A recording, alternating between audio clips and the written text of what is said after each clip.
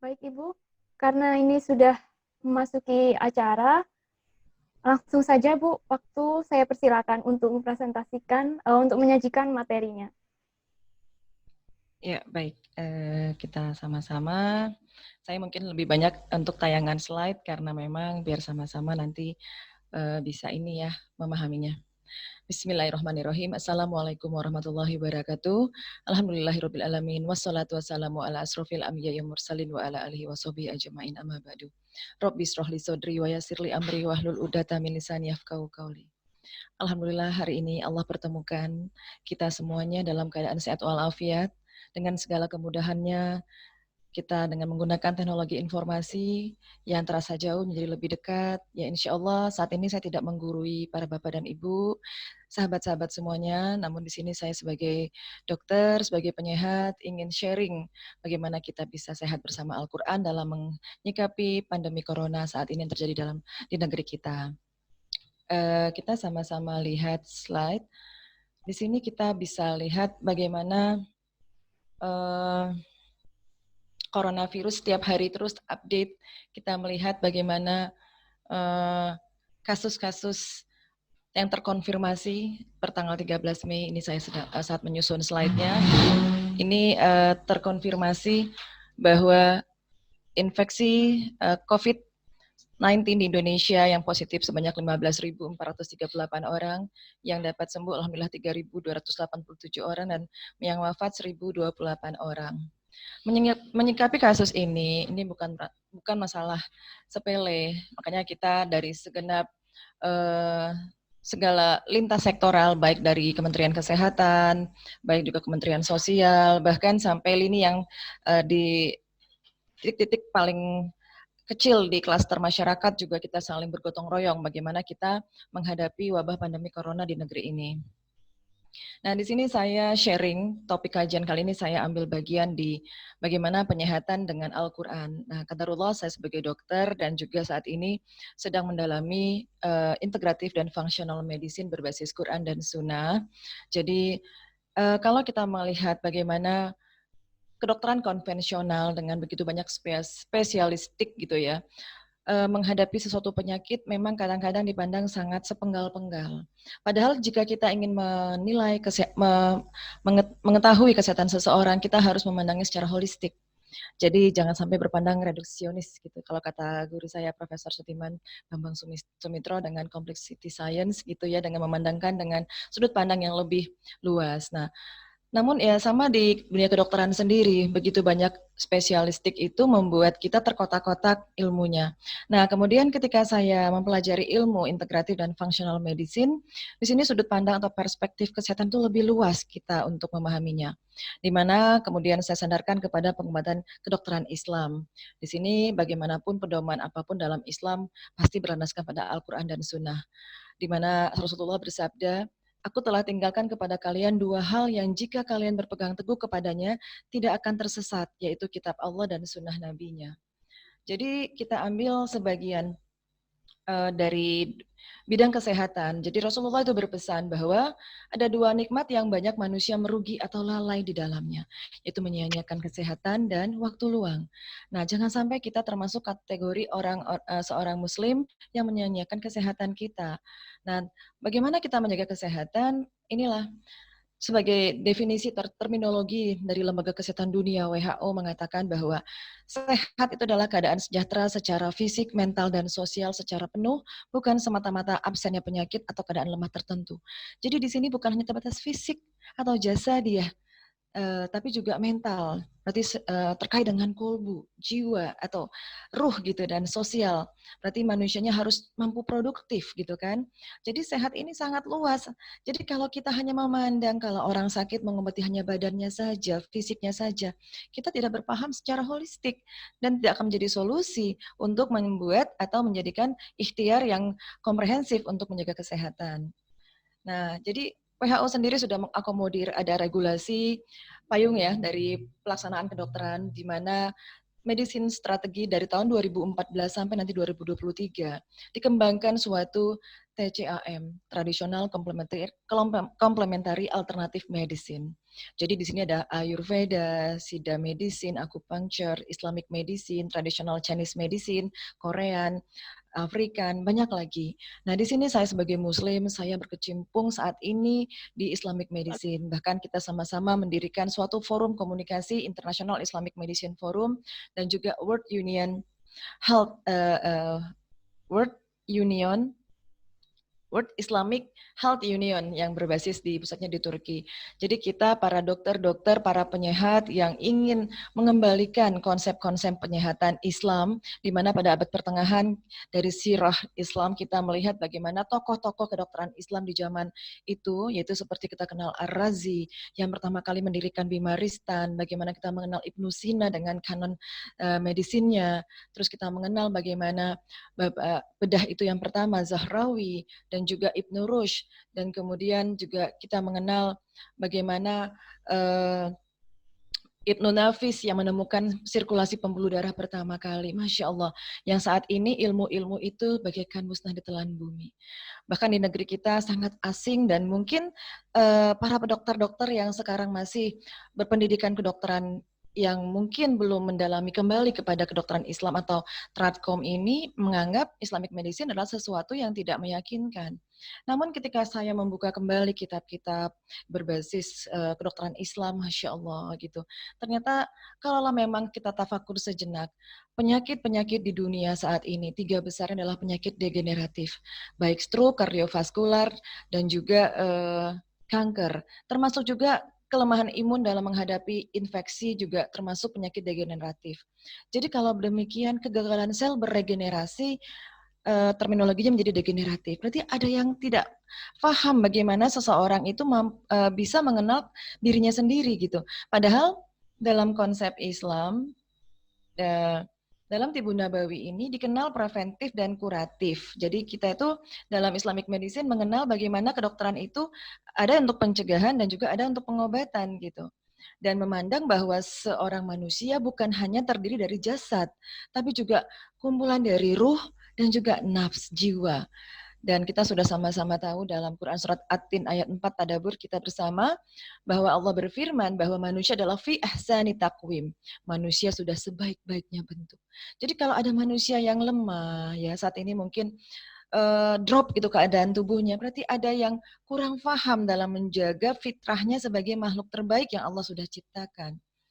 Jadi adapun sebelum kita menjadi manusia utuh, ketika seorang janin berada dalam kandungan ibunya, memang pertama kali secara jasa dia sebutir sperma dan sebutir telur ibunya, di mana ilmu kedokteran obstetri, saya sebagai dokter spesialis kandungan saat ini ingin menjelaskan bahwa ketika seorang manusia itu mulai dibentuk dalam proses fertilisasi, 1 sampai 16 minggu atau 4 bulan, memang itu yang pertama kali dibentuk adalah jasa dia dalam pandangan Islamic Medicine atau Tibun Nabawi.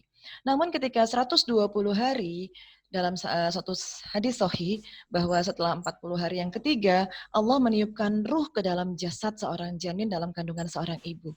Disinilah seorang manusia menjadi kesatuan yang utuh antara jasad dan ruh, di mana Allah saat ini mulai memfungsikan panca indera kita, yaitu mulai dari sini telinga, mata, dan hati untuk kita dapat memotensikan akal memperoleh ilmu.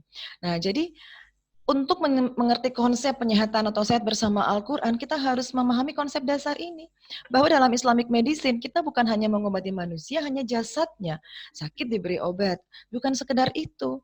Tapi ada yang jauh lebih penting gitu. Karena kita harus tafakur, fungsinya, tujuannya Allah menciptakan kita, jin dan manusia dari muka bumi adalah untuk beribadah kepada Allah. Wasilahnya kita menjadi dokter, kita menjadi guru, menjadi apapun profesi yang kita diamanahkan Allah di muka bumi adalah untuk menjadi jalannya kita semakin takwa kepada Allah. Jadi kalaupun saya sebagai dokter saat ini ingin mengembalikan fungsi fitrah kesehatan manusia, mencegah bagaimana jangan sampai kita lemah tubuhnya sehingga kita tidak melawan virus COVID-19, tapi kita berdamai dengan makhluk Allah yang bernama virus tersebut. Karena Allah menciptakan segala sesuatu tidak sia-sia. Ali Imran ayat 191. Rabbana ma khalaqta hadza batila. Tidaklah Allah menciptakan segala sesuatu dengan sia-sia. Jadi Setelah kita mengetahui tentang manusia yang terdiri dari akal, dari ruh ya, dari kolbu gitu. Kita harus tadabur Quran. Surat Ali Imran ayat 190-191. Inna fi khalqis samawati wal ardi wahtilafil laili wan nahari la ayatil ulil albab. Jadi sesungguhnya dalam penciptaan langit dan bumi silih bergantinya malam dan siang terdapat tanda-tanda bagi orang yang berakal. Bahkan Allah ini membedakan manusia dengan hewan ya, itu adalah dimuliakan dengan akalnya. Jadi kalau manusia akalnya tidak terpaut kepada Allah, kita tidak berhasil untuk menjadi manusia yang utama seperti ciri-ciri ulul albab ini. Siapa manusia yang berakal dalam terminologi dalam Al-Quran ini? Yakni manusia yang mengingat Allah sambil berdiri, duduk, ataupun berbaring, memikirkan segala ciptaan langit dan bumi, seraya berkata, ya Tuhan kami, tidaklah Engkau menciptakan ini dengan sia-sia. Jadi kalimat ini membuat kita sebagai orang yang ingin berpikir bahwa kita harus mengetahui bahwa setelah kita mempunyai akal, akal itu adalah suatu hasil dari panca indera kita berproses menerima suatu stimulus. Jadi Allah itu memberikan kita panca indera tadi dalam Quran surat An-Nahl ayat 78. Allah memberikan pendengaran dulu, lalu penglihatan, lalu hati. Jadi seorang janin dalam kandungan ibunya yang pertama kali adalah mendengar. Bagaimanapun ilmu yang diperoleh oleh Rasulullah ketika diturunkan satu ayat pertama, Iqra, walaupun disuruh membaca, Rasulullah adalah ummi, tidak mampu membaca. Namun yang pertama kali yang Rasulullah terima adalah kalam Allah yang ditalaki oleh malaikat Jibril, yaitu panca indera pendengaran yang Rasulullah fungsikan untuk menerima wahyu Allah.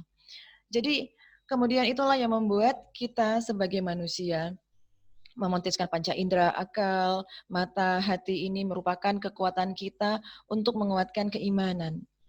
Kita bersaksi bahwa Allah itu Esa, bahwa agama inilah agama sempurna. Dengan begitu akidah kita kuat. Di sini bisa sama-sama kita lihat bagaimana pohon yang kokoh itu dimulai dari akar yang kokoh. Kalau kita melihat pohon yang rindang, kalaupun ada angin yang menderanya, kalau akarnya kokoh, dia tidak akan mudah tumbang. Namun kalau pohon toge kita lihat akarnya begitu rapuh, mungkin tertiup angin kencang, dia akan mudah lepas. Inilah akidah. Bagaimana landasan sebagai seorang manusia yang beriman, kita menguatkan akidah, keimanan kita, bahwa agama ini adalah agama yang sempurna. Kita ambil sebagian ilmu ini untuk ilmu penyehatan sebagai cara kita untuk menjaga kesehatan yang kata Rasulullah tadi adalah dua hal yang manusia banyak sekali lalai ketika sehat dan ketika punya waktu luang. Jadi di sini Allah mengumpamakan akar ini juga dalam Quran surat Ibrahim ayat 24 dan 20 sampai 27. Di sini bagaimana Allah mengumpamakan gitu ya, bahwa pohon itu akan menghasilkan buah pada setiap musim. Demikian seterusnya kalau di sini akar-akarnya ini kokoh gitu ya. Jadi seorang manusia yang berakhlak mulia pasti sudah akidahnya kuat terpancang kokoh. Ibadahnya juga pasti sudah tegak gitu ya. Setelah kita beriman, kita melaksanakan ibadah ritual kepada Allah, ibadah fardu maupun sunnah, maka akan tercerminlah dari akhlakul karimah. Bagaimana perilaku kita, bagaimana kita juga mampu salah satunya menjaga kesehatan. Jadi akidah dalam penyehatan di sini dalam Quran surat Asy-Syu'ara ayat 80. Wa idza maritu fahuwa yasfin. Apabila aku sakit, dialah yang menyembuhkanku. Sakit apapun yang kita terima, jangan jadi suatu yang membuat kita takut, karena tidak ada hubungan sakit dengan ajal. Karena sudah tertulis di Lauh Mahfuz, ajal manusia itu cuma Allah yang tahu. Nah, bagaimana kita yang punya akidah kokoh ini, bahwa kalaupun kita sakit, kita cari caranya agar Allah ridho, agar Allah berkenan menyembuhkan kita. Inilah cara-cara pengobatan dalam Islam. Kalau kita berobat dengan cara yang haram, cara yang syubhat atau cara-cara yang mubah, ya mungkin Allah tidak akan ridho. Bagaimana supaya Allah ridho? Ada tuntunannya, yaitu kita berlandaskan pada Quran dan uswatun hasanah kita, seorang manusia sempurna yang Allah lahirkan di muka bumi itu Rasulullah Muhammad SAW. Bagaimana uswatun hasanah kita contoh saja perilaku Rasulullah dalam kehidupannya sehari-hari. Jadi ini yang mulai kita memandang virus ini ya, mikroorganisme jasad ternik yang Allah ciptakan, kita itu berdamai dengan mereka. Ini salah satu solusi dalam Islamic medicine. Kalau kita hendak melawan, hendak membunuhnya, dengan cara apapun, ya kita harus punya sifat rahmatan lil alamin kepada makhluk-makhluk Allah yang lain. Karena sifat Allah yang pertama juga Rahman dan Rahim. Jadi kalaupun wabah infeksi pandemi corona ini terjadi di muka bumi, sebagai seorang mukmin, marilah kita tidak menyalahkan makhluk jasad renik. Barangkali kita yang salah. Ketika filosofi menunjuk seseorang dengan jari telunjuk, 3 jari mengarah kepada yang mempunyai tubuh. Berarti ada banyak masalah kita yang kurang ilmu, bagaimana kita tidak mampu menjaga kesehatan fitrah yang Allah sudah katakan manusia fi ahsani takwim dalam Quran surat At-Tin ayat 4 tadi. Jadi kalau sudah begini, kita sudah percaya diri bahwa kita sebaik-baik bentuk gitu. Kita harus percaya diri bahwa kita mampu self healing. Bahkan satu penemuan terapi belakangan yang saya dapat informasi dari Kementerian Kesehatan, ada terapi konvalesen, donor plasma dari imunoglobulin dari pasien-pasien penderita COVID-19 yang sembuh, kemudian imunoglobulin G-nya disuntikkan kepada penderita COVID-19 yang baru terpapar gitu. Berarti kalau demikian ada suatu bagian dari tubuh manusia itu yang dapat menyembuhkan diri manusia itu juga gitu. Bukan bahan-bahan dari yang lain-lain, tapi tubuh itu menjadi modalitas untuk self healing kita kuatkan.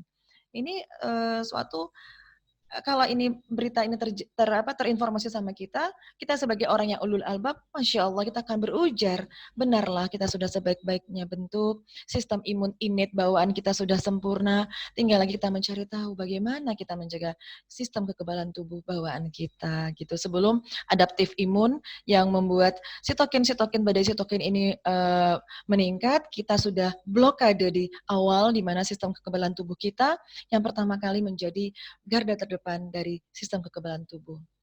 Jadi kalau kita sudah lihat slide berikut ini, kita tafakur diri sejenak. Masya Allah, dari mulai organ penting, otak sampai organ reproduksi, semua Allah letakkan di tengah.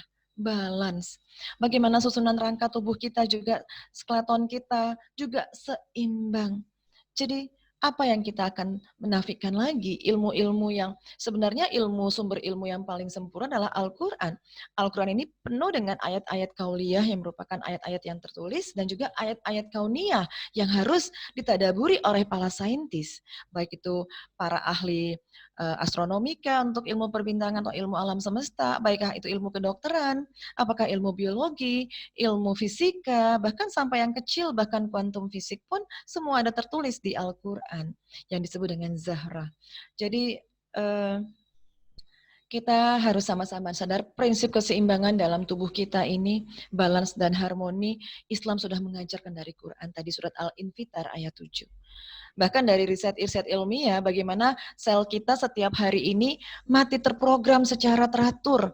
Bahkan dihitung kurang lebih sampai 50-70 miliar billion sel daily apoptosis secara balance. Jadi kalau demikian, kita ini seperti tubuh yang barangkali fata morgana. Karena setiap hari sel tubuh kita harus berganti dengan sel yang baru. Ketidakseimbangan inilah ketika sel yang apoptosis tadi, manusia tidak mampu mencukupkan bahan baku untuk sel tubuh harus tumbuh kembali beregenerasi. Sehingga kegagalan ini disebut degeneratif. Jadi prinsip-prinsip keseimbangan sebenarnya bukan baru ditemukan. Al-Quran sudah mengatakan, ingat tadi tadabbur Quran surat Al-Infitar ayat 7. Dan kemudian lahirlah integratif medicine di Amerika dan di Eropa tahun 2015 ada asosiasi spesialistik ini, di Indonesia belum ada. Dan insya Allah saya saat ini sedang melanjutkan pendidikan di integratif medicine. Sebagai dokter saya ingin berpandangan holistik bagaimana saya bisa mentreatment pasien saya, bukan hanya mengotis jasad, bukan hanya berkutat di sifatnya hanya johir, tapi ada yang lebih luas lagi, yaitu sesuatu yang kita sebut yaitu kolbu. Kolbu yang kita miliki dari setiap individu ada dalam tubuh kita. Letaknya Allahu alam.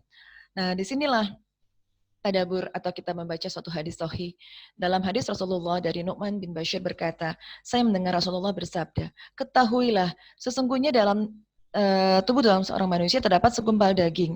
Apabila dia baik, jasad tersebut akan menjadi baik. Dan sebaliknya apabila dia buruk, maka jasadnya akan menjadi buruk. Ketahuilah segumpal daging tersebut adalah kolbu. Jadi kalau kita ingin mengguiding jasa dia, 11 sistem organ kita di tubuh ini yang Allah titipkan kepada kita, perbaikilah kolbu kita. Di sini terminologi kolbu adalah bukan hanya sekedar jantung, tapi juga hati yang mungkin secara johir kita tidak temukan itu di mana organnya, namun itulah ruh yang selalu menetap yang kelak akan kembali kepada Allah ketika ajal kita menjemput. Kalau jasad kita tidak bisa miliki karena setiap hari merupakan sel yang selalu silih berganti, bayangkan 50-70 miliar sel tubuh kita harus mati terprogram. Berarti tidak ada yang abadi dengan jasad. Namun ruh itu akan kembali kepada Allah dan itu adalah yang paling hakiki. Yang kadangkala seorang praktisi kedokteran ataupun penyehat Islami, ini yang kadang-kadang merupakan fokus kita, bukan hanya sekedar jasad. Kalaulah memang jasad ini solusi, berarti kalau gitu obat yang canggih, obat yang mahal akan menjadi solusi bagi penyakit semuanya. Namun tidak juga. Berapa banyak penemuan-penemuan bahkan berbasis stem cell, berbasis bahkan teknologi untuk tindakan kedokteran robotik sudah semuanya ditemukan. Namun lihatlah angka-angka kesakitan yang direkapitulasi oleh WHO bahwa 1-9 penyakit adalah degeneratif. Kegagalan sel mencapai keseimbangan. Jadi inilah saya sebagai dokter ingin mengetuk hati dari kita sahabat-sahabat Bapak dan Ibu, para yang Muslim, yang pasti semuanya adalah manusia-manusia yang beriman kepada kalam Allah gitu. Kita lihat kembali tadabur bagaimana Quran surat Al-Araf ayat 179 di sini. Dan sesungguhnya kami jadikan itu isi neraka jahanam kebanyakan dari jin manusia. Mereka mempunyai kolbu, tetapi tidak menggunakannya untuk memahami ayat-ayat Allah. Mereka mempunyai mata, tidak dipergunakannya untuk melihat kekuasaan Allah. Dan mereka mempunyai telinga, tetapi tidak didengarkan untuk mendengar ayat-ayat Allah. Mereka itu lebih rendah dari binatang ternak. Bahkan mereka lebih sesat lagi. Mereka itu orang-orang yang lalai. Jadi, kalaupun kita sebagai seorang yang melegitimasi kita seorang berilmu, ilmu apa yang kita peroleh saat ini? Apakah hanya berbangga dengan ilmu duniawi, ilmu saintifik? Kalau tidak kita pautkan kepada kebesaran Allah, mata melihat, Masya Allah, melihat sel di bawah mikroskop elektron begitu kecil, Allah begitu sempurna mengatur sistemnya. Memandang matahari, Masya Allah, energi matahari menghidupkan tumbuh-tumbuhan untuk proses fotosintesis, menyiapkan produsen tingkat pertama sebagai sumber makanan manusia untuk bertahan di muka bumi. Inilah orang-orang yang ingin selalu kolbunya terpaut kepada Allah menggunakan potensi panca indera yang Allah sebutkan berulang kali. Pendengaran, mata, dan juga hati. Jadi untuk menyehatkan kolbu, mari potensikan hati kita, telinga kita, dengarkanlah yang baik-baik. Suara terbaik adalah kalam Allah, yaitu kitabullah Al-Quran, baik yang dibacakan maupun yang kita baca. Kemudian memandang segala sesuatunya dengan ciptaan Allah, selalu kita berucap syukur, Rabbana ma khalaqta hadza batila. Dan juga hati kita selalu kita bersihkan, tazkiyatun nafs, bagaimana ruh, kolbu dalam jasad kita ini kita jauhkan dari sifat-sifat yang Allah murkai gitu. Insya Allah dengan kolbu kita selanjutnya terjaga, maka sistem tubuh akan terjaga baik. Nah, jadi memandang corona juga, kita akan mempunyai sifat rahmatan dan lil alamin terhadap virus tersebut ketika kita membaca Quran surat Al-An'am ayat 38. Dan tidak ada seekor binatang pun yang ada di bumi dan burung-burung yang terbang dengan kedua sayapnya, melainkan semuanya merupakan umat-umat juga seperti kamu. Jadi kalau begitu, walaupun itu virus corona stigmanya mengerikan, kita harus berhusnudzon. Mereka juga umat-umat seperti kita. Mereka koloni-koloni yang seperti manusia juga, yang semuanya Allah atur gitu. Kenapa mereka harus ada? Ya qadarullah, atas izin Allah mereka ada. Jadi kalau mereka sebagai umat-umat yang seperti kita juga, mereka uh, punya suatu perilaku juga yang sama seperti kita. Dalam Quran surat Al-Isra ayat 44, langit yang 7, bumi dan semua yang ada di dalamnya bertasbih kepada Allah. Dan tak ada sesuatu pun yang tak melainkan bertasbih dengan memujinya, akan tetapi kamu sekalian tidak mengerti tasbih mereka. Jadi kalaupun kita menganggap makhluk-makhluk Allah di luar sana, jasad renik yang dianggap kuman patogen, anggaplah mereka juga makhluk Allah yang senantiasa bertasbih pada mereka. Jadi perspektif Islamic medicine yang ingin saya kenalkan di sini. Sebagai seorang penyehat yang berbasis Islamic medicine, saya selalu menganggap bahwa tidak ada kuman patogen, yang adalah kuman oportunis. Ketika kita tidak punya, tidak mampu menjaga benteng sistem kekebalan tubuh, maka terjadilah intruder penyusup. Itu bakteri, virus, jamur yang oportunis. Jadi ibarat kita analogikan hal yang simple, jika mulai lebaran nanti ada libur ya, kemudian satpamnya tidak bekerja, kemudian kita lalai membuka pintu rumah kita lebar-lebar pada pukul 1 malam, terus tiba-tiba ada orang yang lewat, awalnya tidak ada niat untuk bisa maling, namun kita buka agar mereka menjadi maling. Yang salah sebenarnya bukan maling di awal, adalah yang punya rumah. Kenapa dibuka pintunya lebar-lebar? Ya sama seperti kita terinfeksi. Padahal innate imunitas sudah diberikan Allah sejak kita dalam kandungan ibu kita. Kemudian diperkuat lagi bagaimana pada proses persalinan, menyusui gitu ya. Jadi ini yang harus kita maintenance sebenarnya. Supaya kuman-kuman yang oportunis tadi tidak menginvasi kita. Tidak ada kesempatan bagi mereka untuk masuk ke dalam tubuh kita yang sudah seimbang ini. Jadi kita memandang virus COVID-19 dengan kacamata yang sangat rahman gitu ya, sangat dengan penuh kasih sayang. Allah, dia juga makhlukmu Allah. Dan kita sebagai makhluk yang diciptakan di muka bumi tidak sendiri, jadi kita juga harus berharmonisasi dengan ekosistem makro dan mikro, baik di luar maupun dalam tubuh kita, karena sesungguhnya kita bagi manusia juga terdiri dari makhluk-makhluk Allah yang lain disebut mikrobiom. Baik itu virom, baik itu mikrobiom, ya wal itu jamur gitu, semuanya itu kurang lebih sampai 100 triliun, Masya Allah. Jadi kalau dibilang, kalau sel kita 10 triliun, maka jumlah koloni mikrobiomnya mencapai 10 kali lipat. Dan ini merupakan suatu sistem innate imunitas juga gitu. Nah kalau demikian, ada konsep-konsep mungkin para pemerhati, bagian ilmu mikrobiologi, bagian ilmu yang sifatnya untuk meneliti jasad renik gitu ya. Ini merupakan suatu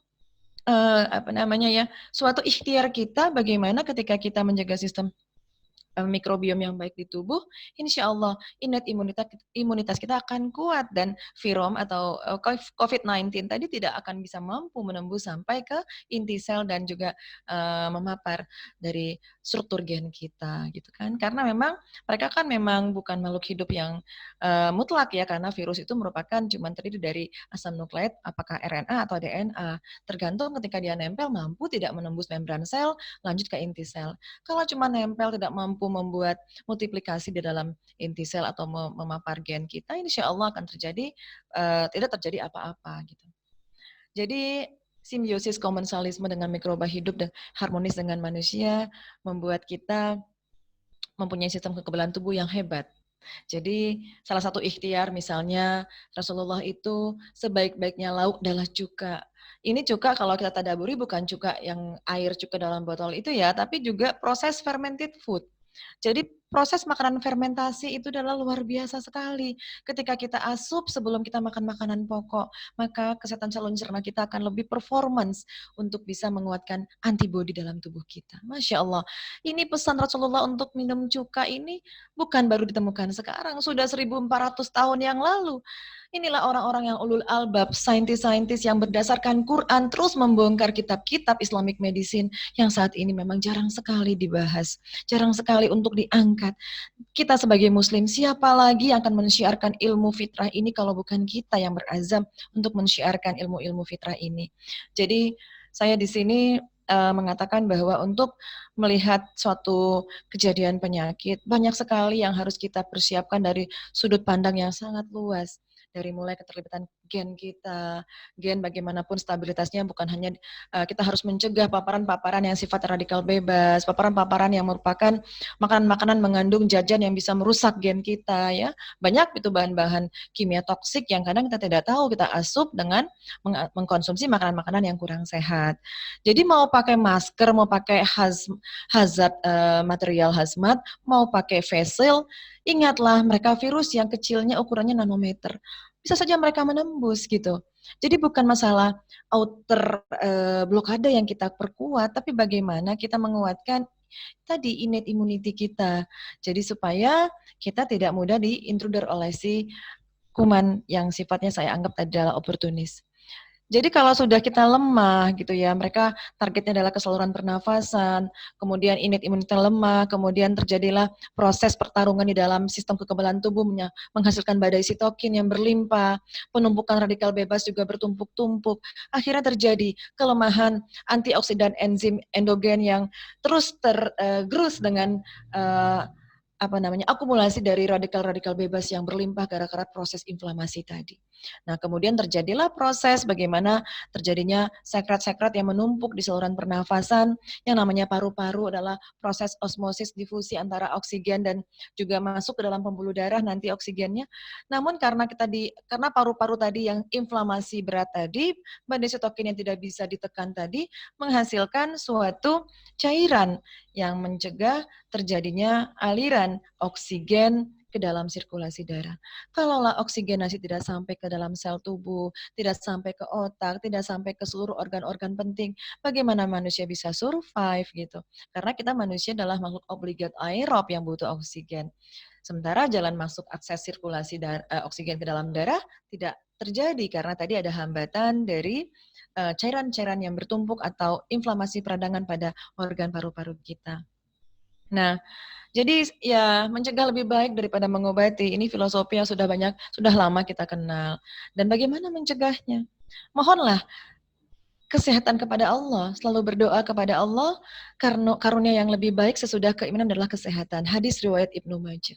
Jadi untuk memohon kesehatan bukan obat dulu yang dicari, bukan dokter dulu yang dicari, bukan teknologi yang dicari, tapi Allah. Karena akidah seorang mukmin ketika dia sakit, wa idza maritu fahuwa yasfin. Apabila aku sakit, Allah yang menyembuhkan. Jadi datangi Allah dengan doa-doa kita, dengan bermunajat kepada Allah. Allah dengan sifatnya mujib basailin pasti akan mengabulkan doa-doa orang yang sungguh-sungguh berdoa kepada Allah. Jadi melalui Tibun Nabawi bukan dianggap sebagai cuman penguatan alternatif. Saya di sini tidak segan-segan mengatakan saya dokter dan saat ini saya terkonsentrasi untuk mendalami integratif medicine dan functional medicine. Walaupun di Indonesia tidak ada saat ini, saya masih di distance learning memang. Namun di sini saya mengatakan bahwa perkataan Rasulullah itu pasti benar.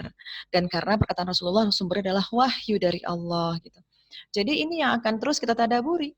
Nah, ini konsep yang sedang saya pelajari bagaimana integratif medicine dan functional medicine yang saya basiskan kepada Islamic medicine. Bahwa sebelum terjadi gejala penyakit, sebenarnya di hulu sekali atau akar permasalahan problem kesehatan seorang individu manusia bukan karena kuman penyakit sebenarnya. Ada banyak faktor yang mendasari underlying risk factor. Di sini akarnya seperti, di sini kita sama-sama bisa lihat di slide, ada sleep dan relaksasi. Manusia tidak tahu kapan dia harus tidur, kapan dia harus bangun. Padahal dalam Islam, Rasulullah mencontohkan bagaimana Rasulullah bangun di sepertiga malam, mandi sebelum subuh, dan tidak tidur lagi setelah subuh, dan kemudian tidur setelah Isya. Kalau ini dilanggar, maka sistem fitrah tubuh kita pasti tidak seimbang. Maka ujung-ujungnya kekebalan tubuh akan drop. Coba saja secara empiris, kita terbalik tidurnya. Tidurnya siang terus, malam terbangun. Maka lama-kelamaan tubuh akan mengalami suatu keadaan yang sangat berbagai macam ya gejala, baik itu dizziness, fatigue gitu ya, sampai dysfunction kognitif gitu. Kemudian apalagi movement, bergerak, exercise. Kita nggak boleh seharian hanya cuman berdiam diri dalam rumah. Kita sebagai makhluk sosial juga kita harus bermuamalah, bekerja. Dalam Quran surat An-Naml ayat 86. Hai manusia, bagaimana malam untuk beristirahat dan siang untuk beraktivitas. Itu firman Allah. Kita disuruh beraktivitas pada siang hari. Jadi kalau manusia tidak beraktivitas di siang hari, alhasil akan terjadi imbalans lagi. Kemudian nutrisi dan hidrasi. Nah ini banyak makanan-makanan yang tidak kita tahu fitrahnya. Bahwa dalam cara makan saja Al-Quran sudah memberikan petunjuk. Firman Allah dalam Quran surat Al-Baqarah 168.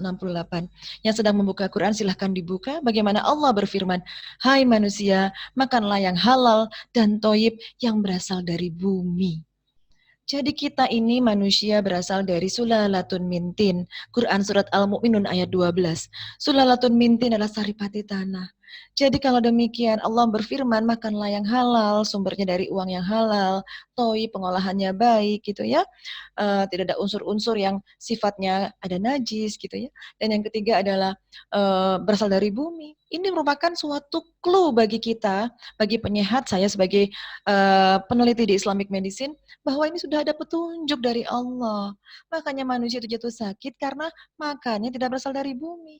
Maksudnya makanan yang tidak punya konsep prinsip yang mengandung unsur-unsur hara yang alami. Sehingga di dunia barat sekarang kan berkembang raw food gitu ya, living food gitu. Jadi vegan diet gitu. Sebenarnya bukan baru berkembang sekarang, Islam sudah mengajarkan. Betapa bangganya kita bahwa Al-Qur'an sudah menyebutkannya gitu. Kemudian stres gitu ya. Bagaimana berkali-kali Rasulullah itu jagalah jadikanlah hati menjadi qalbun salim gitu ya, hati yang tenang, hati yang selamat gitu. Nah, kalau hati tidak tenang atau stres berkecamuk, ini juga menjadi kontributor besar pada sistem tubuh. Bahkan dalam sistem tubuh bagaimana Allah juga menitipkan sistem namanya jarak stres dari mulai otak dan kelenjar endokrin yang disebut adrenal, kelenjar anak ginjal. Ketika manusia itu dihadapkan pada suatu ancaman, secara fitrah memang teraktivasilah dari mulai sistem jaras otak, kemudian dengan saraf simpatis mengaktifasi adrenal mengeluarkan kortisol. Kalau sudah begini, kortisol yang sangat tinggi akan memicu terjadinya inflamasi, bahkan sampai nanti ke pankreas menjadi resistensi insulin, terjadinya penyakit diabetes mellitus, Masya Allah. Belum lagi adrenalin terpacu menghasilkan vasokonstriksi pembuluh darah. Kalau sudah vasokonstriksi pembuluh darah, organ-organ yang seperti otak yang pembuluh darahnya sangat kecil, kalau dia sudah pecah, terjadi stroke. Jantung, arteri koroner, kalau dia sudah tidak tersalurkan dengan baik karena penyumbatan dari arteri yang kecil, terjadi ischemic heart disease, jantung koroner. Kalau dia di ginjal, terjadi gagal ginjal. Pemicunya padahal hal sepele tadi, stres yang tidak bisa kita kembalikan kepada Allah untuk mengadu. Stres yang terus dipikirin gitu ya. Jadi benar-benar ini functional medicine walaupun ini saya pelajari di dunia barat, tapi saya sebagai praktisi kedokteran Islam, saya basiskan kepada Quran dan pada sunnah untuk bisa menyampaikan kepada umat bahwa sebenarnya Islam sudah sempurna untuk membuat ilmu penyehatan yang paling hakiki. Kemudian relation, ya bagaimana kita diajar pada Islam adalah untuk bermuamalah, bersedekah, bercharity gitu ya, peduli. Karena di balik bencana kemanusiaan pandemi corona, tumbuhlah bagaimana solidaritas sosial yang benar-benar terjadi di tengah umat saat ini. Inilah hikmah dan ibrah dari setiap kejadian yang Allah turunkan di muka bumi. Kemudian trauma, bagaimana kita tidak boleh mendendam ya. Tidak ada istilah trauma dalam Islam karena Allah itu ketika kita dilakukan kejoliman kepada kita, balaslah dengan tanganmu. Tapi yang sebaik-baiknya adalah sabar. Jadi kita sebagai makhluk yang sudah dipesankan jikapun ada yang membuat ancaman kepada kita ya, kita harus bersabar karena sabar itu diganjar dari pahala dari sisi Allah yang tidak terbatas. Quran surat Az-Zumar ayat 10. Bagaimana pahala dari orang-orang yang sabar menghadapi segala ujian, bagi segala musibah, itu bigoiri hisab dibalas dari sisi Allah yang tidak terbatas. Jadi tidak ada istilah trauma dalam agama kita. Mikroorganismnya sebelum kita rahmatan lil alamin kepada makhluk-makhluk yang besar di luar sana, kita juga harus rahmatan lil alamin bagaimana kita menjaga keseimbangan mikrobiom dalam tubuh kita sebagai sahabat-sahabat karib kita untuk menjadi penguat sistem innate immunity kita supaya benteng-benteng sistem kekebalan tubuh kita itu kokoh, intruder termasuk tadi COVID-19 sebagai intruder tidak mampu masuk ke dalam tubuh kita. Termasuk environment polutan. Ya kita dididik dalam Islam bagaimana bersih adalah sebagian dari iman. Kita fikih pertama juga taharuh adalah bersuci. Masya Allah. Jadi kalau seluruh akar dari problem setiap penyakit, segala penyakit ini dipahami setiap mukmin, maka seorang mukmin akan sehat seluruhnya.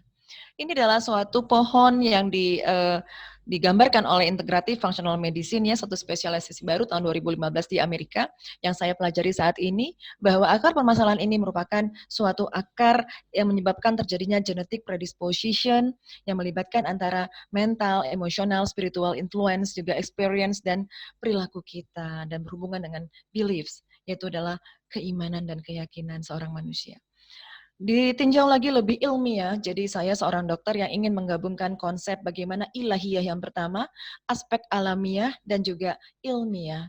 Karena kalau tidak kita dengan menggunakan ilmu pengetahuan, kita sulit menjelaskannya. Jadi dengan bahasa saintifik, kita mengatakan keterkaitan antara mental, emosional, spiritual, perilaku, habit, dan pengalaman-pengalaman di masa lalu akan memodulasi terjadinya proses epigenetic predisposition dan juga genetik, di mana akan terjadinya suatu nanti ujung-ujungnya adalah suatu perubahan dari gen yang membuat terjadi perubahan dari sel manusia, baik itu mulai manifestasinya terhadap gejala-gejala penyakit.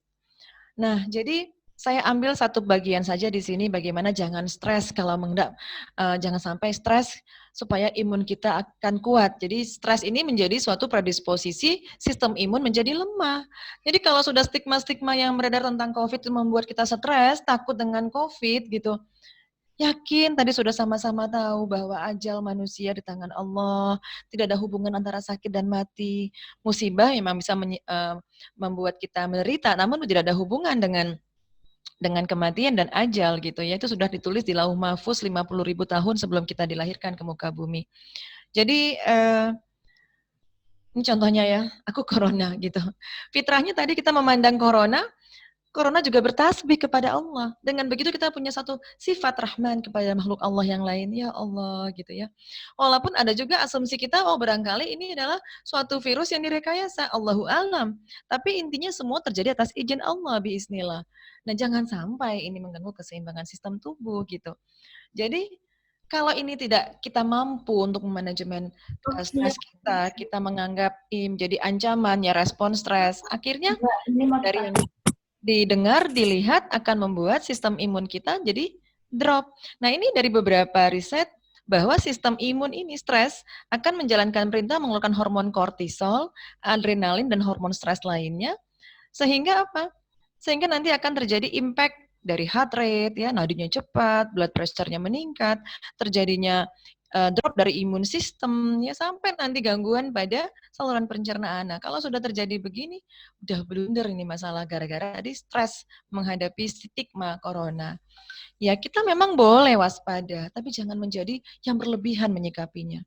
Ini merupakan suatu gambaran ilustrasi saja bagaimana jarak-jarak stres terhadap kelenjar anak ginjal ya yang akan membuat berbagai organ di tubuh termasuk ini sistem di timus ya bagian suatu sistem kekebalan tubuh yang diletakkan di dada juga akan terjadi drop bagaimana naif T cell itu jadi drop gara-gara stres gitu. Bahkan lagi sistem-sistem imun yang lain gitu ya. Jadi jangan sampai terjadi kegagalan organ hanya gara-gara dipicu dari stres yang sifatnya tadi emosional. Nah di sini Bapak Direktur dari WHO sendiri, Dr. Tedros mengatakan, our greatest enemy right now is not the virus itself. Jadi kita enemy yang sekarang ini yang terbesar ini bukan virusnya, tapi adalah ketakutan, rumornya, dan stigmanya, ya kan? Sehingga inilah yang menjadikan aset kita harus sadar bahwa kenyataannya ini harus kita timbulkan menjadi suatu kebangkitan solidaritas supaya tidak kita sikapilah tadi stigma-stigma yang mengerikan sehingga kita akan jatuh dalam keadaan stres yang distress gitu ya. Nah, bagaimana solusinya? Ini dia. Islamic Medicine, Tibu Nabawi punya solusi, insya Allah. Jadi dengan ibadah, min al-akilin wal iman, memaksimalkan fungsi akal, ilmu pengetahuan dengan iman, bagaimana sholat, wudhu, bekam, aromaterapi, Al-Quran, dan madu menjadi solusi dalam Islamic Medicine. Jadi yang perlu kita contoh siapa? Ya Rasulullah. Jadi sesungguhnya telah ada suri teladan pada uswatun hasanah ya, yang baik bagimu pada diri Rasulullah. Rasulullah menjaga kebersihan diri, Rasulullah makan yang halal dan toib dan juga berasal dari bumi. Bagaimana makanan favorit Rasulullah adalah madu, kurma, minyak zaitun, habatus sauda, delima, tin gitu ya. Ini luar biasa kalau kita contoh perilaku Rasulullah. Makan jangan berlebih-lebihan, olahraga rutin, Rasulullah suka memanah, suka berkuda, bahkan juga dalam satu hadis sahih mengatakan Rasulullah itu pintar dengan bela diri.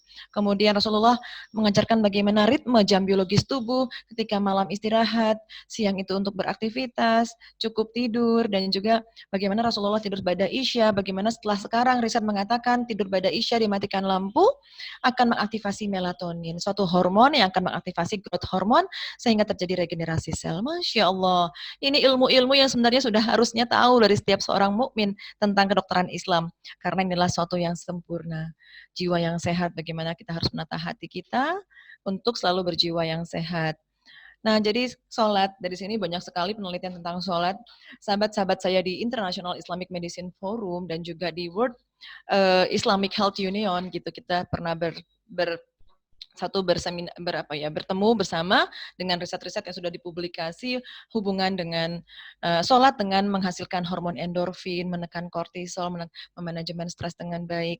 Dalam satu hadis sahih dikatakan, dan telah dijadikan penghibur, penghias hatiku, kebahagiaan pada saat sholat. Jadi orang yang selalu menegakkan sholat, maka hatinya akan menjadi tentram. Ini solusi dalam Islamic medicine. Dalam Quran surat Ar-Ra'd ayat 28, orang-orang yang beriman dan hati mereka akan menjadi tentram disebabkan karena mengingat Allah. Sungguh hanya dengan mengingat Allah hati menjadi tentram. Ini solusinya. Jadi kalau menghadapi sesuatu musibah, kembali kepada Allah. Cari Allah, bukan cari dokter. Kembalikan kepada Allah, bertaubat sebelum berobat. Barangkali Allah menurunkan penyakit, Allah ingin kita kembali menyebut namanya, kembali bermunajat kepadanya, dan tidaklah seorang mukmin tertusuk duri dan sakit kecuali Allah sedang gugurkan dosa-dosanya. Jadi inilah konsep-konsep Islamic medicine yang barangkali secara ilmiah jarang sekali diangkat gitu ya. Saya di sini sudah mengazamkan diri saya karena saya juga pernah sakit yang luar biasa di masa lalu, sekedar sharing. Saya penderita TBC MDR yang dapat sembuh dengan tanaman Quran, dengan manajemen kolbu. Jadi banyak bertaubat sebelum berobat. Prinsip-prinsip ini saya secara empiris sudah lakukan dan Masya Allah inilah yang saya sedang ikhtiarkan bagaimana saya membangun integratif dan functional medicine dalam pandangan perspektif yang holistik yang berbasis Al-Quran dan Sunnah. Jadi kembali ke Quran, bagaimana di sini dalam Quran surat Yunus bahwa ini adalah obat ya. Quran sebagai syifa. Dalam Quran surat Al-Isra 82 juga wa nunazzilu minal Quran ma huwa syifa. Jadi Allah turunkan Al-Quran sebagai syifa, penyembuh segala penyakit yang berisi peringatan, anjuran, larangan, penawar untuk penyakit ragu dalam hati, petunjuk ke jalan yang benar sebagai hudan dan rahmat bagi orang yang beriman. Di sini dikelompokkan manusia yang beriman. Jadi kalau hanya Islam belum cukup karena firman ini untuk ya ayyuhallazina amanu. Amanu, termasuk saat ini bulan Ramadan juga untuk orang-orang yang beriman puasa ini. Kalau belum beriman ya tidak akan berpuasa. Sama seperti Al-Quran sebagai syifa bagi orang-orang yang mengimaninya. Jadi Rasulullah juga bersabda, hendaklah kamu memakai dua alat penyembuh, yaitu madu dan Al-Quran. Nah inilah prinsip-prinsip ketika kita ingin mengobati diri kita dengan Quran, dengan madu. Ini pesan Rasulullah yang pasti benar gitu. Dan juga wudhu, bagaimana maukah kalian aku tunjukkan tentang sesuatu amalan yang dengannya Allah menghapuskan dosa-dosa dan mengangkat derajat? Mereka berkata, mau wahai Rasulullah. Beliau bersabda, amalan itu adalah menyempurnakan wudhu di waktu yang tak menyenangkan. Contoh, saat ini sedang diserang wabah pandemi, kita stres, ayo ambil wudhu. Dalam hadis yang lain ketika kita marah, dalam posisi berdiri, duduk. Masih marah juga disuruh berbaring, masih marah juga disuruh berwudu gitu ya. Ini sabda Rasulullah yang merupakan suatu pedoman bagi umat Islam yang beriman.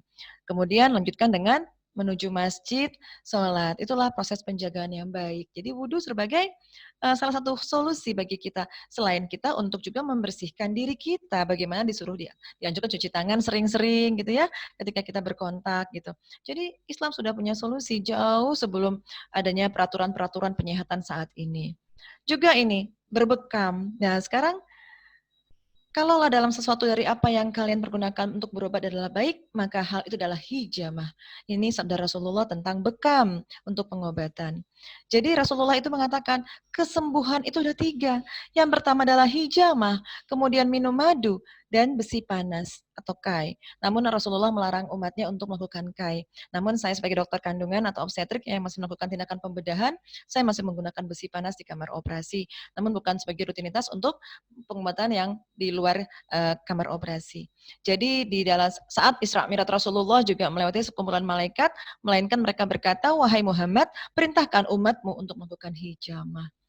Jadi ini riset-riset tentang bekam banyak sekali, bahkan saya pernah melihat satu pendidikan diploma di Melbourne, itu adalah wet cupping diploma. Jadi di luar negeri Eropa dan juga Australia sudah punya pendidikan diploma bekam. Indonesia belum. Jadi ya ada yang salah di sini. Barangkali perlu para ilmuwan-ilmuwan yang mengazamkan dirinya untuk meneruskan syiar-syiar agama Allah di muka bumi. Karena ingatlah, sebaik-baiknya ilmu adalah ilmu yang berasal dari Quran dan orang yang menyampaikan. Jadi semoga kita menjadi semua yang punya ilmu menggunakan akal mampu berdakwah walaupun cuma 1 ayat. Ini bekam bagaimana secara saintis saintifik, dibuktikan, dijelaskan, bukan dibuktikan, bekam sudah pasti baik. Kita sebagai manusia yang ulul albab berusaha untuk membuktikan. Ini riset-riset di luar, bukan Indonesia. Di Indonesia di Islamic International Medicine Forum sudah banyak ya para dokter-dokter yang disertasinya tentang hijama. Sahabat-sahabat saya dari Universitas Unair, FK Unair kemarin juga tentang bekam gitu. Masya Allah bagaimana aktivasi, bagaimana sistem imun dengan hijama ini. Jadi ini hanya riset-riset saja, bisa dibaca. Yang berikutnya tentang aromaterapi. Banyak yang dilupakan oleh umat karena Rasulullah dalam satu hadis sahih sangat mencintai istri-istrinya dan juga wangi-wangian. Bahkan Rasulullah itu suka sekali menggunakan minyak wangi yang terbuat dari ambar dan juga misik gitu ya, juga kasturi gitu ya. Jadi aromaterapi yang saat ini kita kenal sebagai essence oil menjadi salah satu modalitas terapi juga. Karena untuk menjaga keseimbangan tubuh bukan hanya makanan yang kita perhatikan, bukan hanya minuman, tapi sesuatu yang dihirup dan sesuatu yang kita balur ke dalam ke permukaan tubuh. Karena semua kan masuk ke dalam tubuh. Jadi kalau kita paham bahwa aromaterapi adalah suatu hadis gitu atau sunnah, lakukanlah. Bagaimana kita dengan kayaknya negara kita dengan negeri kita dengan asiri gitu. Dengan bahkan di Brawijaya punya Institut Asiri. Kita bisa menjadikan suatu modalitas terapi. Karena apa? Ketika manusia itu stres, ada suatu sistem dalam otaknya yang teraktivasi. Itu sistem limbik. Nah, di sini di satu penelitian mengatakan bahwa aromaterapi ini akan membuat ketenangan gitu ya, relaksasi. Jadi tahun 2020 sahabat saya akan meneliti bahwa aromaterapi dapat membuat efek yang baik pada mental, bagi pikiran dan perasaan dalam tubuh kita. Jadi dalam Quran surat Ar-Rahman, bunga-bunga yang harum juga disebutkan gitu. Jadi Rasulullah itu bersabda juga dengan tentang makanan, yaitu sobat abatus sauda adalah obat segala penyakit kecuali kematian, asyam gitu ya. Kalau kita sudah beriman, kita nggak perlu pembuktian. Ya, kalaupun ingin pembuktian silahkan untuk mengetahui dosis-dosis letalnya, jangan sampai berlebihan juga karena sesuatu yang berlebihan tidak baik.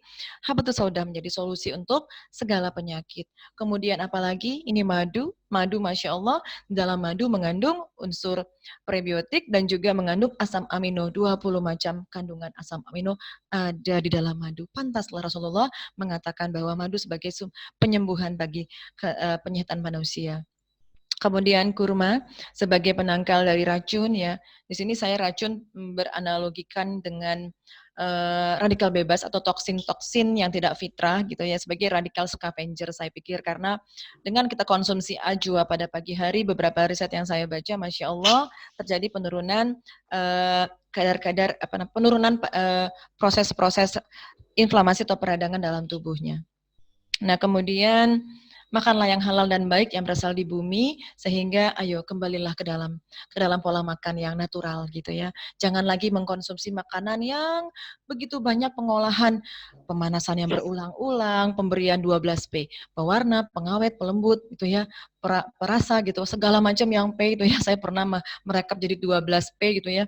Sampai nanti P yang terakhir itu plastik gitu ya. Bagaimana bisphenol A itu berpengaruh terhadap mutasi genetik pada sel gitu, pada gen gitu, Masya Allah. Jadi kembalilah kepada makanan yang langsung dipetik dari kebun kita gitu ya. Karena ini merupakan food is medicine. Hippocrates, Bapak Kedokteran Universal juga mengatakan food is medicine. Jadi barangkali inilah yang perlu kita teliti lagi lebih lanjut.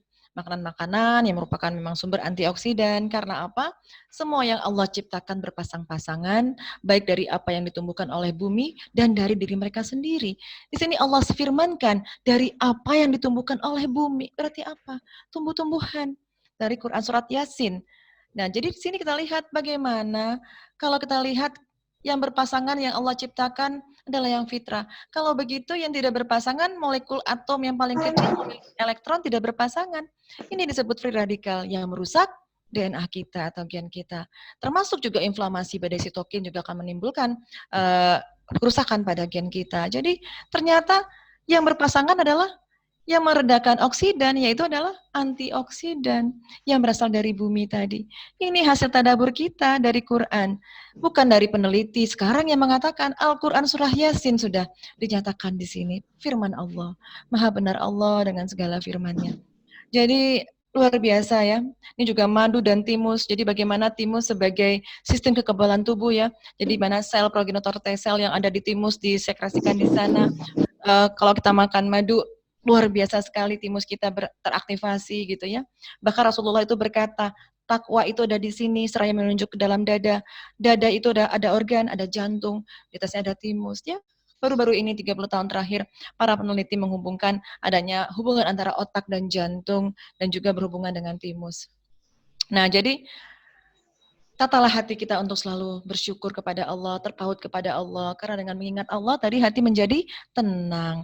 Kalau sudah tercapai ketenangan, maka imun sistem kita akan baik. Imun sistem kita akan baik, maka benteng pertahanan tubuh kita akan kuat. Para penyusup yang oportunis tidak akan punya kesempatan untuk menginvasi kita. Jadi kalau sudah tenang, terjadilah penumpukan hormon-hormon bahagia di dalam tubuh yang ada di otak. Kita mengenal dopamin, bagaimana sebagai hormon suatu hormon ketika kita bercharity, bersosial, solidaritas dengan orang lain, kita menghasilkan dopamin. Ketika oksitosin, deep love hormon, merasakan kasih sayang, mengeluarkan oksitosin, endorfin juga, hormon ketenangan, serotonin juga demikian. Masya Allah. Kalau sudah peduli, bahagia, semangat, cinta, senang, penuh perhatian, manusia akan menjadi manusia terbaik yang kolbunnya selalu kolbun salim. Jadi jangan lupa ketika kita sudah mempunyai perasaan yang sangat rahman dan rahim, jangan lupakan juga saudara-saudara kita yang barangkali sedang dalam kesusahan, bagaimana sedekah adalah obat terbaik. Sabda Rasulullah, obatilah sakitmu dengan sedekahmu, bentengilah harta bendamu dengan zakat, dan tolaklah bala dengan doa. Ini juga pesannya Rasulullah. Masya Allah, sempurnanya kita dengan agama kita. Jadi bencana kemanusiaan menghadirkan solidaritas sosial di sini dengan teman-teman ya, dengan filantropis-filantropis yang bergerak untuk umat gitu. Masya Allah. Jadi Islamic perspective on COVID-19 virus, di sini saya ingin mengajak para sahabat Bapak dan Ibu. Utsman bin Affan berkata, andai hati kalian bersih, maka kalian tidak akan pernah merasa kenyang, bosan dari membaca Quran. Jadi kalau hati kita sudah bersih, kita akan selalu rindu dengan terpaut dengan Quran sebagai sumber ilmu. Dengan begini, kita akan merasa hati kita akan selalu kolbun salim. Dan kalau demikian, nata kolbulah yang paling utama saat menghadapi wabah COVID ini sebagai dalam kehidupan seorang mukmin. Dengan menata kolbu, pertama berpikir positif terhadap segala musibah yang terjadi. Jadi berhusnuzon saja kepada takdir yang Allah berikan. Barangkali saat ini Allah sedang mengampunkan dosa-dosa kita dengan turunnya wabah penyakit. Kemudian sabarlah kita, karena dengan berlaku sabar merupakan suatu contoh dari akhlak seorang muslim yang beriman. Kemudian mengharapkan kasih sayang dan keampunan kepada Allah. Jadi kita mari sama-sama bertaubat, bermuhasabah diri. Karena dengan kita sakit, kalaupun sanak saudara kita terkena wabah COVID, kuatkan semangat mereka, iman mereka bahwa Allah sedang menghapuskan dosa-dosanya gitu ya.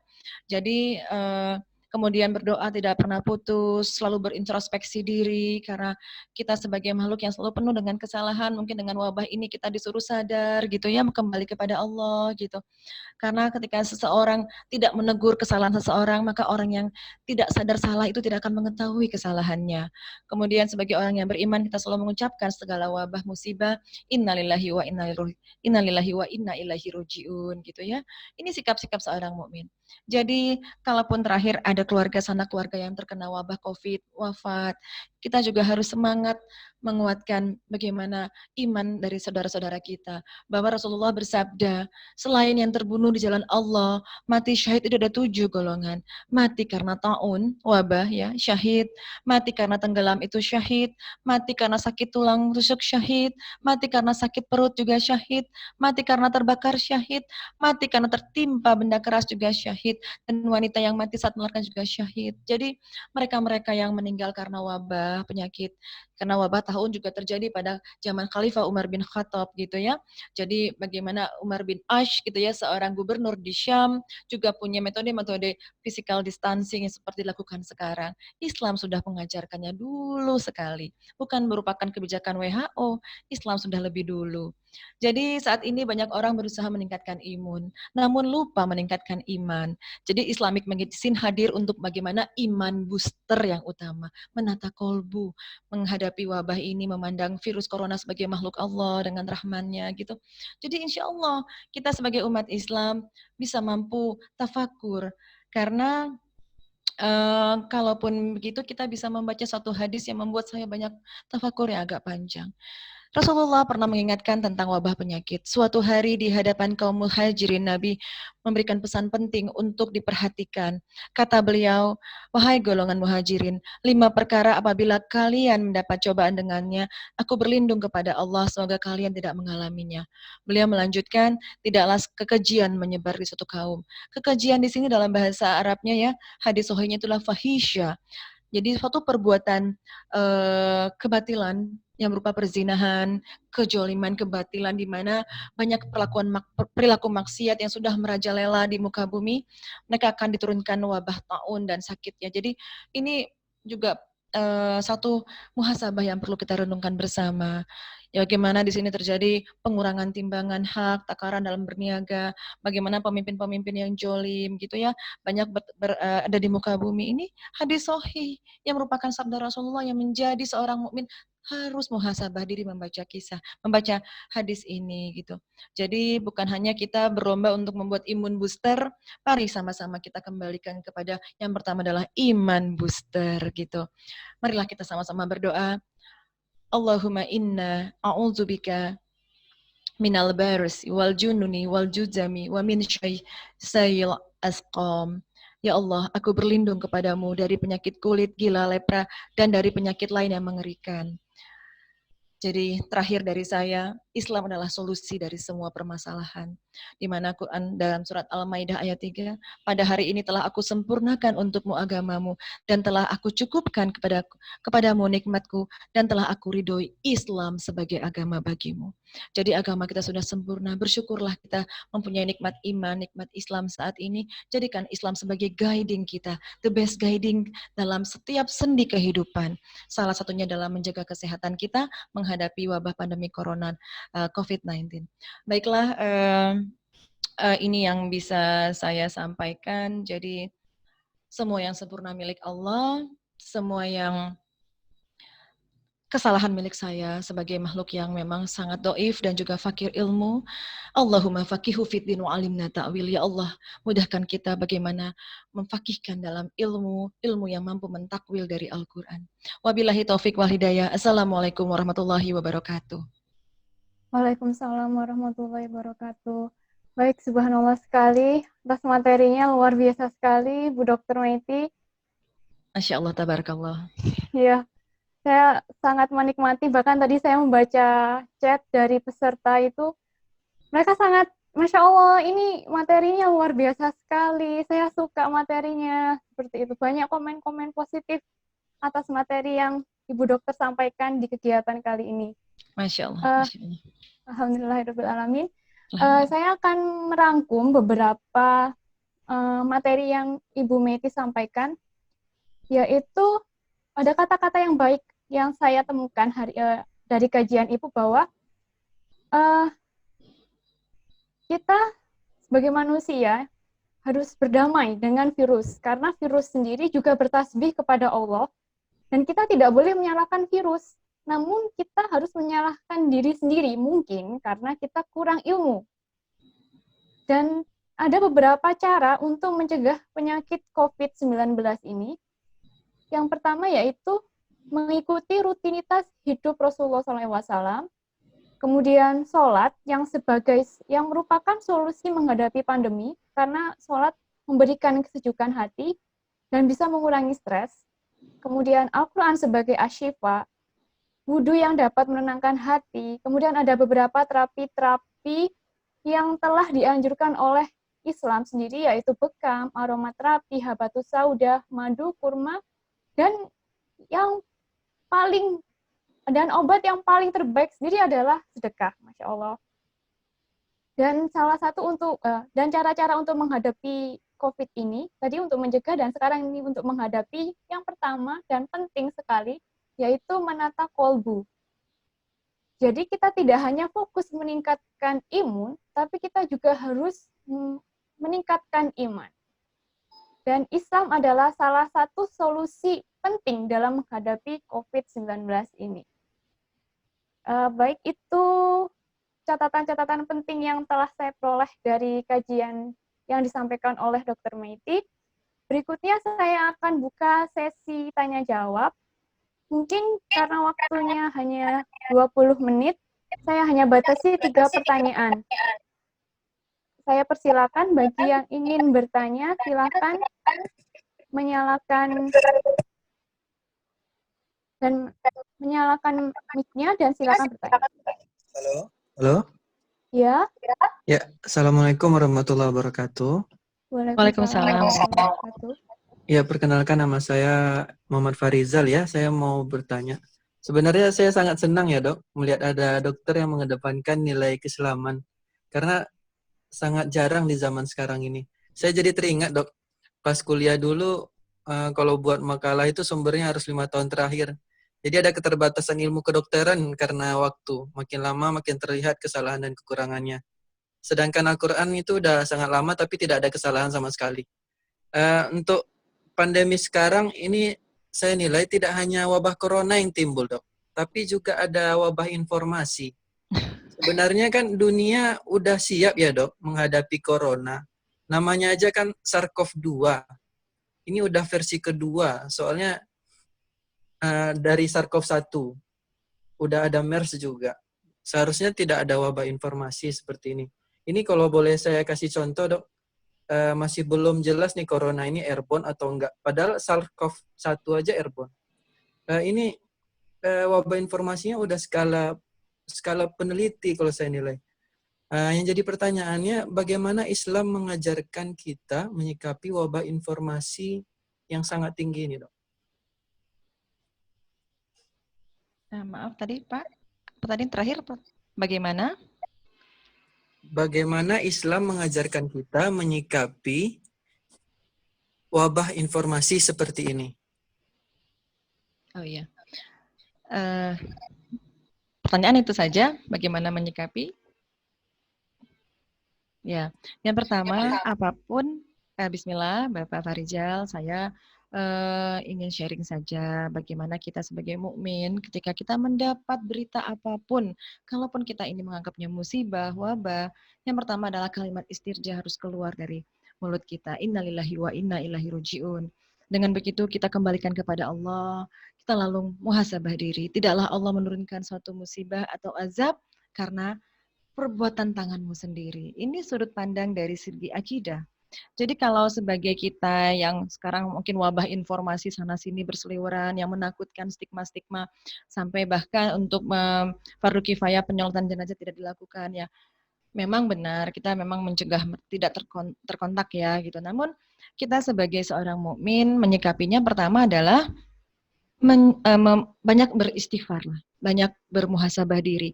Kalaulah setiap keluarga Islam, ketahanan keluarganya menyikapinya ini, qadarullah, ini takdir Allah, Allah sedang mencuci dosa-dosa kita. Ayo mari semakin takwa. Ingat ketika kita mendapat musibah, namun kita sabar gitu ya, atau kita mendapat rezeki, kita bersyukur, Allah akan tambahkan nikmatnya. Barangkali Allah akan melihat hamba-hambaku, Masya Allah gitu ya, ridho menerima takdir ini, dengan mudah Allah mengangkat wabah ini gitu ya. Jadi tidak panik ya, bahkan memang kita ya ikutin saja karena kalaupun ada regulasi-regulasi tentang physical distancing, bagaimana Amr bin Ash itu ya, gubernur Syam ketika wabah taun itu melanda, ketika kabilah Khalifah Umar bin Khattab radhiyallahu anhu tidak masuk ke Syam itu mohon maaf ini mungkin karena ada kesalahan teknis dari Dokter Meti jadi terputus. Mohon untuk ditunggu sebentar. Terima kasih. Ya. Baik Ibu, ya, silakan dilanjutkan lagi. Ya, ya Ibu silakan.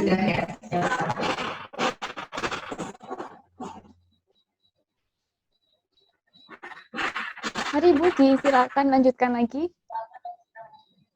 Ya silakan. Ada lagi yang bertanya?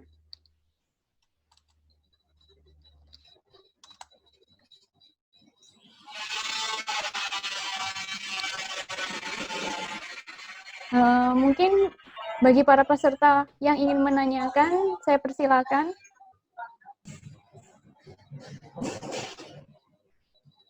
Ini ada pertanyaan yang saya lihat. Iya. Bagaimana konsep Islam menyikapi dosa dengan wabah yang terjadi? Apakah berupa ujian, cobaan, atau siksaan? Kalau bisa di-share maknanya tadi. Iya benar. Tadi kan sudah sama-sama di terakhir dari pemaparan saya. bahwa salah satu terjadinya wabah karena Allah sedang memberikan suatu teguran kepada kita yang melakukan fahisyah. Fahisyah adalah perbuatan keji yang akan dilakukan oleh manusia. Mohon maaf, Ibu. Halo? Iya, halo. Suaranya kurang jelas, Ibu. Mungkin bisa di...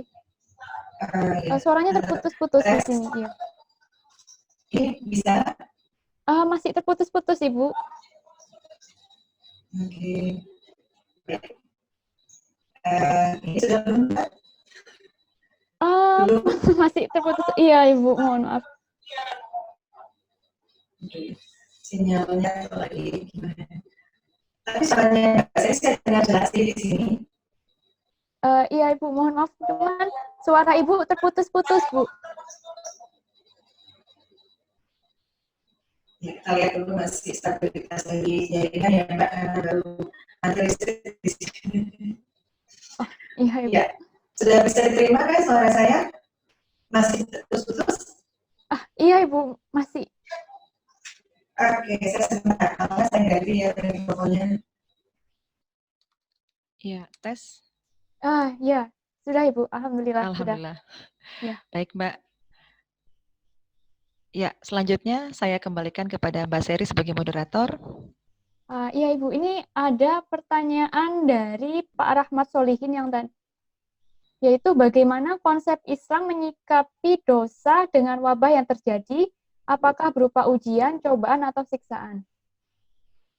Nah, jadi kalau kita dapat musibah, salah satunya tadi seperti hadis sahih yang di slide terakhir tadi, adalah diturunkan Allah karena kekejian itu sudah merajalela di muka bumi, maka Allah turunkan wabah sebagaimana wabah taun pernah terjadi. Jadi kalau ada tindakan-tindakan yang sudah keji gitu ya, tidak lagi malu-malu melakukan misalnya perzinahan gitu ya. Terus banyaknya tadi adanya pengurangan takaran timbangan, berarti perniagaan yang tidak baik gitu ya, tidak jujur, kemudian pemimpin-pemimpin yang tidak adil gitu. Allah akan turunkan musibah berupa wabah penyakit salah satunya. Nah, kalau sudah ada musibah, kita harus kembali konsep Islam ketika kita mendapat musibah adalah bertaubat. Sebaik-baiknya taubat adalah taubat nasuha. Suatu kisah yang barangkali bisa saya sharing bahwa taubatan terbaik dalam Islam taubat nasuha. Nasuha ini adalah nama seorang alim, nama manusia. Nasuha ini adalah seorang raja yang di zaman itu sangat jolim, perampas harta rakyat, sampai suatu ketika Allah itu membuat dia sakit yang sangat berat. Kemudian Allah berikan dia hidayah, sampai akhirnya dia meninggalkan kerajaannya, meninggalkan hartanya, dia lalu pergi ke hutan. Kemudian dia bertaubat dengan setaubat-taubatnya sehingga Allah sematkan nasuha sebagai namanya untuk taubatan nasuha. Di sana nasuha tinggal di hutan dan dia hanya makan tumbuhan atau buah yang pohon itu menggugurkannya sendiri. Masya Allah gitu. Jadi nasuha begitu punya hati yang sangat lembut sampai makan pun dia tidak mau memetik buah dari sebuah pohon. Kemudian Allah mengujinya lagi dengan memberikannya sepasang domba atau kambing gitu ya, yang tidak ada yang empunya. Nasuha bingung karena Nasuha untuk menyambung hidup selalu mengumpulkan ranting-ranting pohon di hutan dan menjualnya sebagai kayu bakar di pasar. Senantiasa dia menanyakan kepada masyarakat, wahai yang pemilik domba, ini aku menemukan domba di hutan, aku ingin kembalikan. Bertahun-tahun tidak ada yang mengaku itu miliknya. Sampai akhirnya domba itu berjumlah seluas mata memandang, jadi beribu-ribu domba. Kemudian datang pemiliknya, Allah yang hadirkan gitu ya, dan meminta dombanya yang dua ekor tadi, dan Nasuha bukan menyerahkan 2 ekor, tapi menyerahkan seluruh domba yang ada, yang selama ini dia rawat. Masya Allah, itulah taubatan Nasuha dalam Quran yang setiap mukmin ketika kita mendapat kesalahan gitu ya, kita merasakan kita punya salah, mampu muhasabah diri, lakukanlah taubat nasuha dengan memperbaiki diri dengan sebaik-baiknya. Demikian kalau bisa saya berbagi sirah kisah bagaimana kita tadabur dari kisah-kisah di zaman para tabi'in. Demikian, Mbak. Ya. Baik, Ibu, terima kasih banyak atas jawabannya. Ini tadi sebelumnya ada satu pertanyaan yang sempat terputus, yaitu dari Dr. Fahrizal. Halo, dengan Dr. Fahrizal, apakah bisa dilanjutkan lagi pertanyaannya apa? Mungkin tadi belum jelas jawabannya. Ya, saya tadi bertanya bagaimana dalam Islam mengajarkan kita dalam menghadapi wabah informasi saat ini? Oh, baik. Pak Farijal, menghadapi wabah. Ya, jadi kalau saya pikir ya kita punya ketahanan mental saja, tidak usah terpengaruh kalau sumbernya tidak valid. Jadi kalau saya berpikir sumber-sumber itu kalaupun yang sifatnya stigma menakutkan, saya tidak mau dengar. Mau berapapun jumlah yang wafat, ya sudah. Tapi kalau ada sumber informasi ditemukan satu obat herbal yang baik gitu ya, bagaimana dapat informasi para pejuang medis, pahlawan medis yang saya juga lihat informasi dari sosial media yang sembuh dari corona. Jadi sahabat-sahabat di Rumah Sakit Jantung Harapan kita membuat satu video yang saya dapat share dari grup ke grup para medis ya. Saya begitu terharu bagaimana mereka itu sembuh dengan begitu takarub kepada Allah.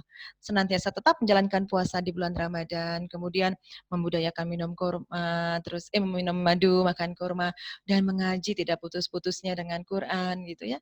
Alhamdulillah mereka menjadi OTG, orang tanpa gejala walaupun COVID positif. Jadi kita sebagai muslim ya memilah-milah sendiri informasinya karena kita pastikan diberikan kemampuan mana yang sia-sia bagi kita, mana yang bermanfaat bagi kita. Demikian saran dari saya, Pak. Bagaimana Dokter Fahrizal? Halo? Sebenarnya masih ada mau nanya lagi, tapi agak panjang sebenarnya. Ini masalah persepsi. Iya, saya persilakan. Mungkin ini pertanyaan terakhir ya, Dokter, karena waktunya sudah mulai habis. Tapi yang lain emang nggak ada Silakan. nanya kan? Ya, Memang ini saya tidak ahli sebenarnya dalam hadis ya dok. Tapi saya pernah dengar bahwa ada hadis tentang tidak masuk di daerah wabah atau keluar dari suatu daerah wabah, terus juga menghindari orang yang terkena penyakit seperti menjauhi singa gitu, dok. Yang Iya, saya betul. tangkap bahwa agama Islam itu mengajarkan kita tidak boleh sepele terhadap penyakit dan ada ikhtiarnya kan ya dok. Iya. Terus ada pepatah ini dok bahwa lebih baik sekali melihat daripada 1000 kali mendengar. Jadi tenaga medis ini yang paling merasakan dok. Ada dua persepsi yang saya nilai nih dok yang timbul saat ini di masyarakat. Dua persepsi ini saling bertolak belakang, tapi penting kalau menurut saya lebih ditelaah lagi. Ini persepsi pertama dari masyarakat menganggap media terlalu berlebihan dengan informasi. Terus persepsi kedua dari tenaga medis yang melihat langsung dan menganggap angka yang disampaikan itu rasanya masih dikit. Media terlalu santai. Jadi seakan-akan masyarakat nanti juga santai sehingga tidak ada kewaspadaan terhadap penyakit untuk menjaga kebersihan, pakai masker dan lain-lain. Bahkan ID sampai-sampai meragukan data yang disampaikan pemerintah, dok. Jadi faktanya agak aneh saat ini ya, dok. Terus karena corona ini adalah musuh bersama, bagaimana cara kita menyatukan persepsi ini agar kita satu langkah dalam menghadapi pandemi ini? Maaf ya, Iya. dok, agak panjang, dok. Iya. Kalau saya, baik dok, terima kasih nih dokter juga ya, dokter Farijal ya. Saya juga masih berpraktek dok di rumah sakit di Jambi dan saya juga sangat berkontak erat dengan Satgas COVID-19 di Provinsi Jambi yang banyak sekali dilematik di dalam penugasan. Jadi memang benar ini ya ini terjadi ya. Kalau dibilang memang zaman sekarang memang penuh dengan dilematis. Nah, satu sisi kemarin baru lihat kan bagaimana di Bandara Soekarno-Hatta sudah dibuka kayak penerbangan gitu, bertumpuk-tumpuknya manusia di sana gitu. Satu sisi ancaman, oh jangan nih physical distancing harus dilakukan. Jadi kita sekarang sebagai warga, saya sebagai warga ya di hilir ya, karena saya bukan pembuat regulasi kebijakan. Kita sebagai masyarakat, kalau saya di sini adalah yang bisa saya buat mulai dari diri saya, menginfluence yang sama-sama stratanya sama dengan saya sebagai masyarakat kecil.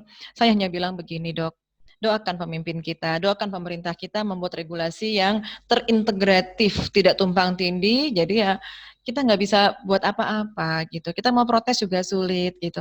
Jadi sebagai orang yang sabar, kita senjatanya orang beriman adalah doa. Jadi saya sih cuman bilang bukan ini sebagai hopeless ya dok, cuman marilah kita sama-sama berdoa semoga para pembuat kebijakan ya diregulasi bagi Kementerian Kesehatan, kementerian yang membuat dampak sosial ini cepat ditangani, baik itu kemiskinan, bagaimana pengangguran ini kita tidak bisa buat apa-apa. Kita serahkan kepada pemimpin kita, pemerintah kita yang sudah kita pilih. Jadi ya saya cuma bisa saran ya.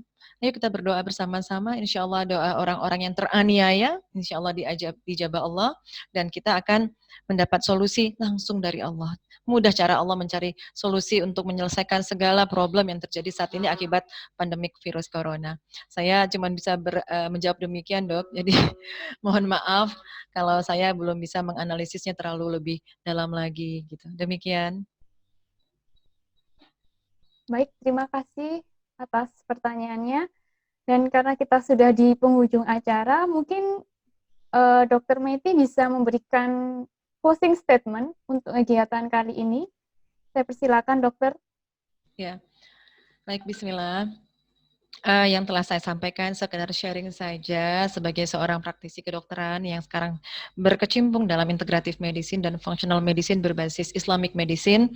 Saya hanya ingin memberikan satu paradigma baru bahwa kita jangan sampai lalai dalam menjaga kesehatan dan waktu luang. Kemudian, kalaupun yang sebaik-baiknya pedoman adalah Al-Quran, bagaimana kita sebagai orang ulul albab mengolah ilmu-ilmu yang paling benar ini sebagai suatu modalitas penanganan wabah COVID, baik para saintisnya, baik para yang paham dalam ilmu bagaimana membuat entrepreneur di tengah pengangguran saat ini. Jadi di sini saya juga berterima kasih kepada panitia bisa berbagi perspektif ini karena kita yang paling sejatinya adalah bukan untuk sehat sebenarnya. Ilmu yang saya sampaikan ini sebenarnya ilmu untuk kita kembali semakin kokoh. Jadi ini bukan ilmu imun booster para ahli-ahli yang pakar dalam bidang imun gitu, tapi ini salah sharing untuk iman booster insya Allah.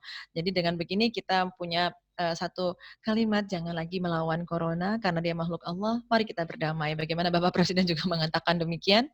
Jadi itu dari saya, semoga teman-teman, sahabat-sahabat, Bapak Ibu semuanya dapat mengambil hikmah dan ibroh dari apa yang telah saya sampaikan. Demikian, Mbak.